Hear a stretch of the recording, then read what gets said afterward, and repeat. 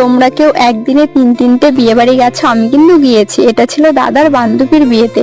তোমরা সবাই জানো যে আমি আসামে দাদার বিয়েতে এসেছি। এখানে ছিলাম 12 দিন। 12 দিনের মধ্যে 5টা বিয়ে বাড়িতে গিয়েছিলাম, একদিনেই 3টে বিয়ে বাড়ি। এটা দাদার বান্ধবীর বিয়ে ছিল। তো আমি, দিদি আর দাদা এসেছিলাম। তো এখানকার ডেকোরেশনটা খুব সুন্দর হয়েছে, আমাদের ওই দিককার মতো। মানে এই দিকে তো একটু আলাদা হবেই, এক এক জায়গার এক একটা রিচুয়াল আর ডেকোরেশনটাও আলাদা হবেই। আমাদের ওই দিককার মতো এখানটা লেগেছিল, তাই আমি একটু ভিডিও ক্লিপ করে নিলাম, তোমাদের সাথে শেয়ার করবো বলে। অবশ্যই তোমরা কমেন্ট করে জানিও এই ছোট্ট মিনি ব্লগটা তোমাদের কেমন লাগলো। আর আজকে আমি এই লেহেঙ্গাটা পরেছি, অবশ্যই তোমরা কমেন্ট করে জানাবে আমাকে দেখতে কেমন লাগছে।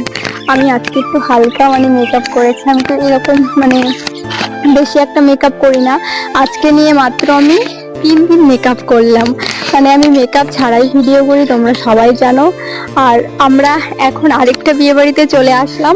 এটা ছিল দিদি আর আমি, দুজনে বসেছিলাম আর দাদা ভিডিও করে দিচ্ছিল।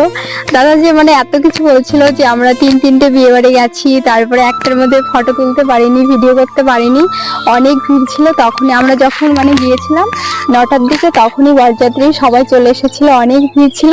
ওখানে গিয়ে আর ফটো তুলতে পারিনি আর ভিডিও করতে পারিনি।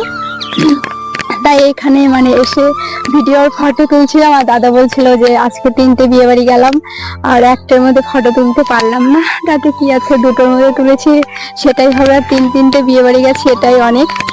তোমরা কে কে গেছো অবশ্যই কমেন্ট করে জানিও। আর ভিডিওটা কেমন লাগলো অবশ্যই বলো। আর কে কোথার থেকে ভিডিওটা দেখো, আর সব থেকে আসাম থেকে কে কে দেখো সবাই কমেন্ট করে জানিও। ফেসবুক থেকে দেখে থাকলে ফলো করো, ইউটিউব থেকে দেখে থাকলে সাবস্ক্রাইব করো। দেখা হচ্ছে নেক্সট ব্লগে। টাটা।